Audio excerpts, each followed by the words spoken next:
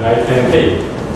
그러니까 삶과 뭐 운명 이 정도로 번역이 될 것 같아요. 독일과 러시아의 전쟁을 그린 그런 소설인데 레비나스가 이제 후에 자신의 사상을 정리하고 이제 나이가 많이 들어서 거의 원로 학자가 됐을 때 이 바셀리 그로스만의 이 소설 얘기를 참 많이 인용을 해요. 그래서 자신의 사상에 굉장히 중요한 영향을 미쳤다라고 이렇게 얘기를 하고 있어요.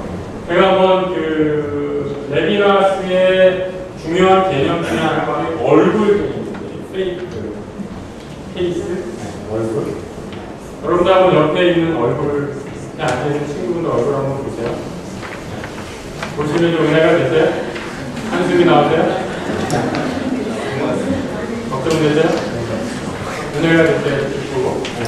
그 레비나스는 그 얼굴이, 이 얼굴, 우리 사람의 얼굴에, 이건 뭐 성인학적인 아무튼 사람의 얼굴 안에 하나님의 신성의 자취, 신성의 그림자가 담겨있다.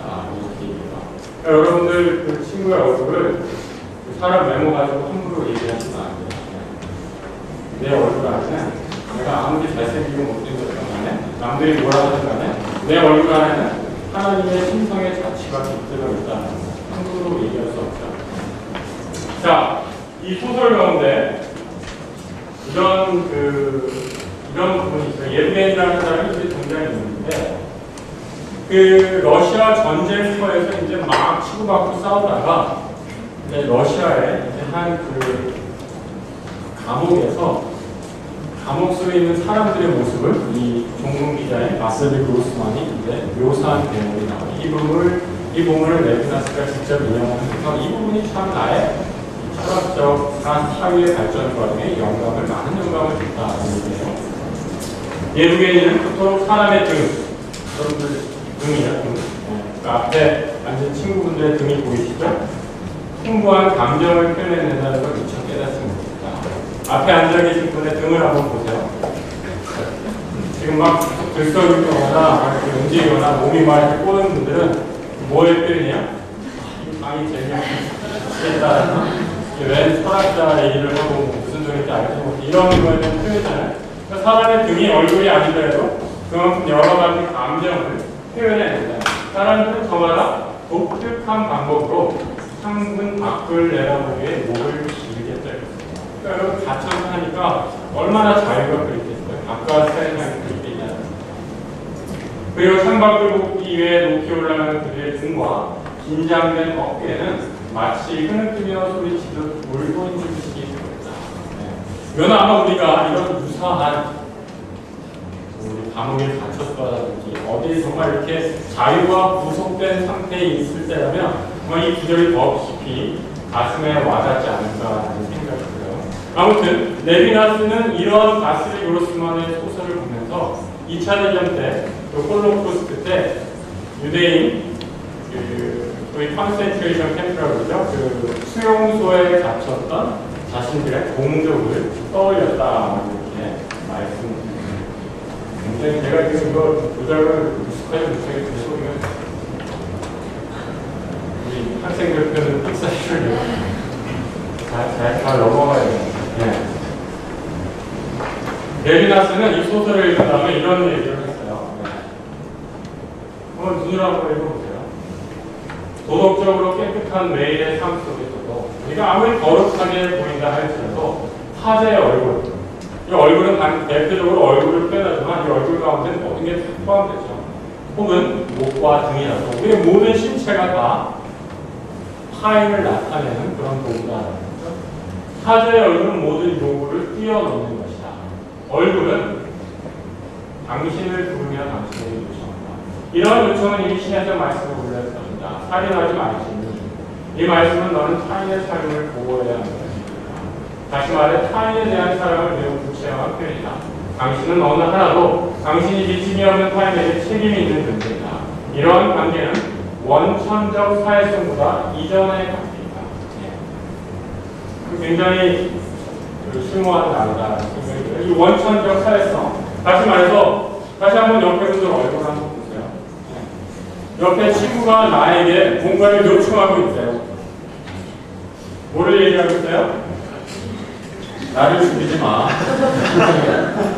나를 인격적으로, 말로도, 혹은 여러 가지 방법으로도 나를 함부로 대하지 말라고 나에게 요청하고 있다.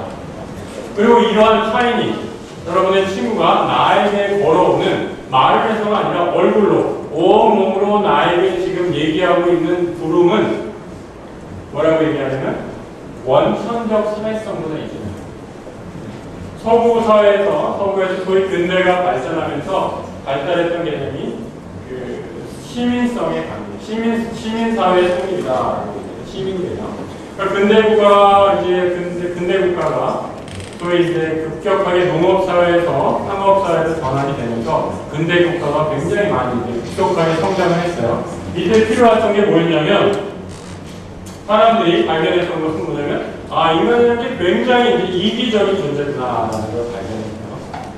그 당시에 이제 중세 때는 모든 것이 다 하나님이 다스리고 교회가 다스리는 교회의 가르침에 따르던 시대였기 때문에 그런 큰 갈등이 존재하지 않았는데 근대에 들어서면서부터 사람들이 개인의 이윤을 추구하는 것이 정당화됐고 이러면서 사람들 사이에 막 갈등이 생기기 시작했어요.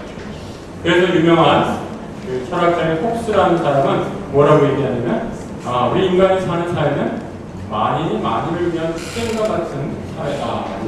그러니까 무슨 말이에요? 서로가 서로를 그냥 짚고 누르고 밟고 해야지 살아남을 수 있는 그런 투쟁을 해야지만 나의 생존을 유지할 수 있는 그런 사회다라고 얘기했던 거예요. 이런 사회에서 살아남기 위해서 인류가 필요했던 게 근대 사회가 필요했던 게 소위 사회성을 유지하기 위한 컨트랙트, 계약이었다. 개인의 자유가 굉장히 중요했는데 이 개인의 자유를 어느 정도 양도해서라도 누구한테? 국가한테 양도해서라도 내 개인의 자유를 지킬 수만 있다면 우리가 이제 국가라는 제도에 우리 자유를 어느 정도 양도하겠다 이렇게 얘기를 합니다. 그때부터 이제 굉장히 이제 법이 발달하고 국제법이 발달하고 이런 것들이 이제 확인할 수 있습니다. 아무튼 레비나스는 근데 이러한 원천적 사회성, 소위 인간이 필요했던 가장 기본적인 사회 계약보다도 오히려 더 한 발 앞선 것이 바로 이 타인에 대한 타인의 부르심에 우리가 응답해야 한다. 그 레비나스는 이러한 그 자신의 사상을 이제 바슬리 그로스만의 소설을 통해서 굉장히 그 영감을 받았고 실질적으로 이 홀로코스트를 겪으면서 굉장히 중요한 사상적인 변화를 이루게 됩니다. 이거는 이제 그 소설에 나와 있는 한 사람의 이제 인간상인데 이제 문을 좀 확인했어요. 이 사람은 어떤 사람이냐면 굉장히 선한 사람. 이 선한 사람의 중요한 것은 뭐냐면 친절함. 그리고 행동, 선한 행동, 윤리적 실천을 굉장히 중요하게 했어요. 이것이 바로 이제 어떻게 보면 유대교 인간상의 가장 중요한 그 하나의 예시다라고 얘기했었는데 이 부분은 이제 제가 후반부에 기독교와 이 레비나스 철학의 차이점들을 얘기하면서 다시 한번 언급을 하도록 하겠습니다. 네. 그러니까 이 홀로코스트 때 지금 유명한 사진이 하나예요. 혹시 보셨을지 모르지만 뒤에 잘 보이세요? 네. 이 독일의 한 그 홀로코스트 지방에 홀로코스트는 이제 그 폴란드에 있는 지방이고요. 이제 체코에서 이제 열차가 이제 도착했어요. 이 열차가 보이시죠? 근데 여기 가운데 독일 장병이 있고, 이제 여기 오른쪽에 있는 사람들은 어떻게 되냐면 노동자 캠프로 보내서 살 사람들이고, 이 왼쪽 줄에 있는 사람은 가스 챔버로 가서 죽게 될 사람들. 굉장히 이제 이 독일 그 기자가 찍은 러시아 전문 기자인가요? 아무튼 그 사람이 찍은 사진이 나중에 보관이 되고 이렇게 알려져요. 굉장히 인상적인 사진들 가운데 독일 장교가 쌓이고 저는 너무 이렇게 가슴이 아프게 이 진짜 줄 한 번 잘못 써서 자신의 삶이 왔다 갔다 하는 거 아니에요? 여기에 쓴 사람들은 여기 막 그 어떻게 되냐면 여러분들 홀로코스트를 다루는 뭐 영화나 기록들 보시면요. 이제 노동을 한참 하다가 어느 순간인가 이제 그 자신이 사망이 딱 정해지죠.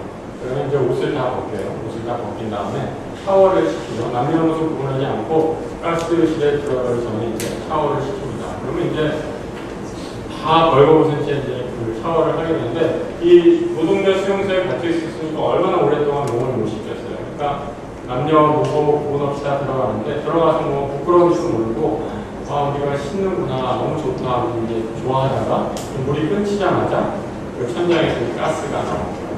바로 이제 그 자리에서 죽으면 서로 이제 엉키고 설키고 그 시체 더미가 이제 쌓이게 되죠. 독일 나치들이 이제 그 시체를 모아다가 불에 태우는 거죠. 그래서 그 사람 몸에서 나오는 기름을 가지고 기름을 만들었다. 이런 굉장히 그런 일들이 전해지고 이거 앞에 아이들 엄마는 이쪽으로 간 거 맞죠? 이쪽으로 갔으면 좋겠어요. 이쪽으로 향하고 있습니다. 이쪽 왼쪽 트레인에서 사람들은 다 죽음의 수용소로 들어가게 되는데 혹시 여러분들 그 기차 미국에 가실 기회가 있으시면 그 워싱턴 DC에 그 홀로코스트 뮤지엄이 있어요. 거기 한번 꼭 가보시기 바랍니다. 제가 올 1월이죠. 올 1월에 거기를 잠시 갔다 왔는데 제대로 보려면 한 9시간 걸려요. 천천히 꼼꼼히 보면 3시간, 4시간 걸리고요. 그 2차 대전 때 겪은 이런 홀로코스트에 관한 생존자들의 증언과 독일 나치의 일들을 생생히 다 자료화해서 모으고 있습니다. 인류가 얼마나 끔찍한 일을 인류에게 저질렀는지 확인할 수 있는 굉장히 중요한 안무입니다. 디지털 렌즈에 가서 뭐 이렇게 유니버셜 스튜디오로 보시는 것도 좋지만 저는 여기 홀로코스트 뮤지엄을 꼭 가보시라고 추천합니다. 제가 가서 좀 사진을 찍어오려고 했는데 사진 찍는 게 금지가 됐어요.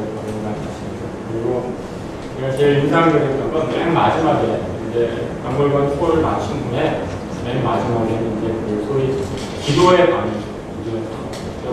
굉장히 큰 원형 그 방에 촛불을 이렇게 켜놓고서 그 홀로코스트 희생자를 위해서 같이 묵상하고 기도하는 시간을 가져보거든요. 그 시간에 저는 굉장히 좋았고 우리 인간이